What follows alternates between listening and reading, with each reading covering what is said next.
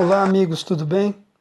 Hoje vamos falar sobre o quarto livro, Psicologia do Cinema. Vocês veem aí o sumário, e nesse livro procuramos separar em duas partes, Psicologia e Cinema, e a segunda parte, Psicanálise e Cinema.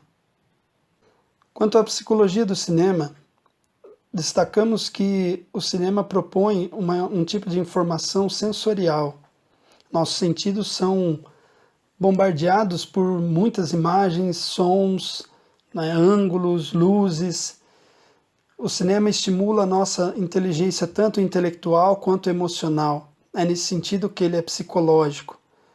Ele começa a ocorrer quando nós desenvolvemos algum tipo de simpatia ou pela história ou pelos personagens.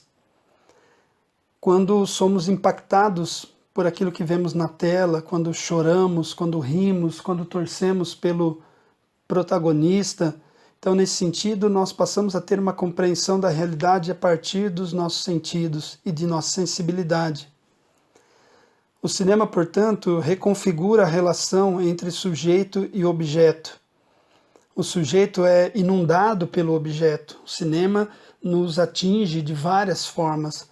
Hoje, com os formatos de cinema 3D, 4D e outros, pode-se dizer que a experiência se tornou multissensorial, se tornou real. Mesmo que o cinema seja uma ilusão, o sentimento que nós temos é real. Aquilo que ele nos faz sentir permanece.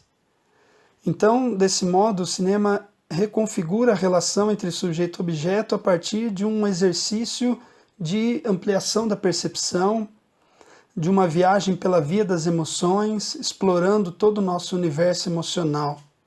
Pode-se dizer que o cinema já nos fez sentir de tudo, desde a tristeza até a alegria, o ódio e o amor e assim por diante, todas as dicotomias emocionais, o cinema já nos fez sentir. Então são sentimentos e pensamentos evocados. A formação afetiva e cognitiva que o cinema propõe é um fenômeno que se dá a partir da identificação. A partir do momento em que a imagem virtual se torna para mim real. A minha imaginação torna o virtual algo real, algo presencial.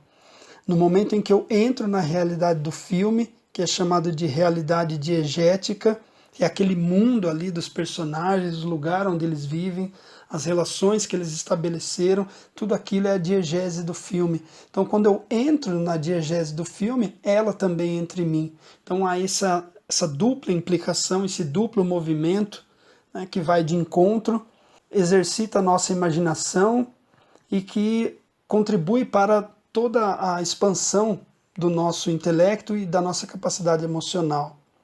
É nesse nível que o filme se torna absolutamente criativo e que convida o espectador a completar o sentido do filme. Então esses são os aspectos psicológicos do cinema.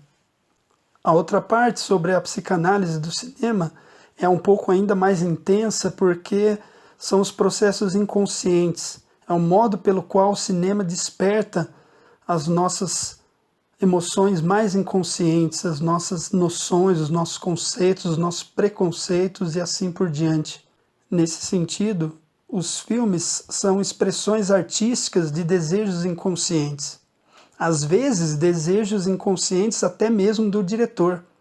Porque muitas vezes um diretor tem uma intenção ao fazer o filme, mas depois os analistas, os críticos, os teóricos conseguem encontrar ali, abaixo da superfície, nas camadas do filme, outros elementos, outros desejos, outras noções que foram ali colocadas, mas que nem o diretor se deu conta quando fez o filme.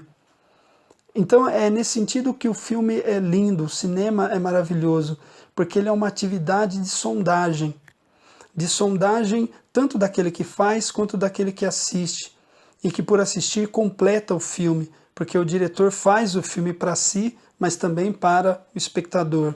É uma espécie de junção de forma e movimento que dá a cara do desejo, ou dá uma forma e um movimento para os desejos.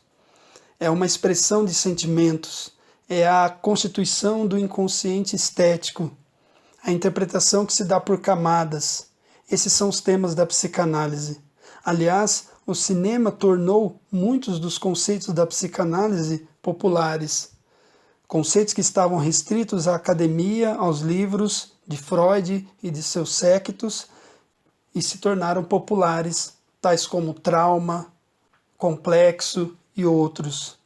O cinema trabalhou muitas noções do princípio de prazer e do princípio de realidade, por exemplo, no qual o desejo aparece como formas de mostrar e formas de satisfazer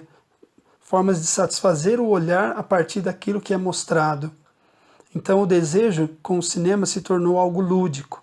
O voyeurismo, que é o desejo, é o prazer em ver, se tornou público com o cinema. As pessoas vão ao cinema para ver, para se deliciar com o olhar, com aquilo que vem na tela. São microformas de falar sobre macro-relações. É uma forma de projetar sonhos e desejos na tela, acessando o inconsciente dos espectadores, e é um modo de interpretar o mundo a partir das lentes alheias. Então eu vejo a vida alheia e também interpreto o mundo a partir de um olhar que eu tomei como meu, que eu adaptei para mim mesmo. Então essas são as consequências aí do cinema, tanto do aspecto da psicologia quanto da psicanálise que nós trabalhamos nesse livro. Espero que vocês tenham gostado e nos vemos no próximo vídeo.